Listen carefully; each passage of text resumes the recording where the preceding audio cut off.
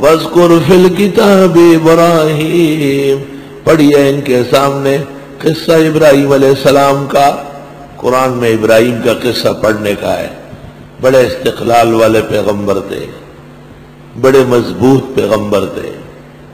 اِنَّهُ كَانَ صِدِّيقًا نَبِيًّا، بے شک وہ سچے پیغمبر تھے، امتحان آئے اور مضبوط رہے۔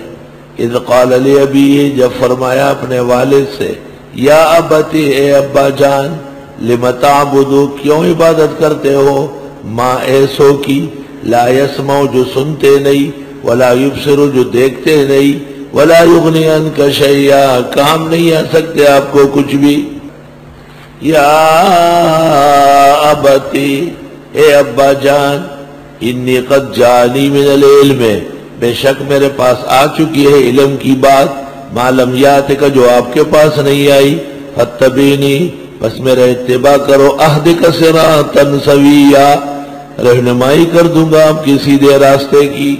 یا ابتی، اے ابا جان، لا تعبد الشیطان، پوجنا نہیں شیطان کو، ان الشیطان کان للرحمن عصیا، بے شک شیطان اللہ رحمان کا نافرمان ہے۔ یا ابتی، اے ابا جان، انی اخاف ان یمسک عذاب من الرحمن، بے شک میں ڈرتا ہوں کہ پہنچے آپ کو عذاب اللہ رحمان کا، فتکون للشیطان ولیا، اور ہو آپ شیطان کے دوست۔ قال، باپ نے کہا، اراغب انت، کیا ہٹانا چاہتے ہو، ان آلہتی، معبودوں سے، اے ابراہیم، لئن لم تنتہی، اگر باز نہیں آئے، لارجمنک، پتھر مار دوں گا، وہجرنی ملیا، چلا جا دور دفع ہو کر۔ باپ کیسے سخت لبولے جائے، چلا جا دور دفع ہو کر۔ قال سلام علیک، حضرت نے فرمایا میں آپ کی سلامتی چاہتا ہوں، ساستغفر لک ربی، معافی مانگوں گا تیرے لیے رب سے، انہ کان بی حفیہ، بے شک وہ مجھ پہ مہربان ہے۔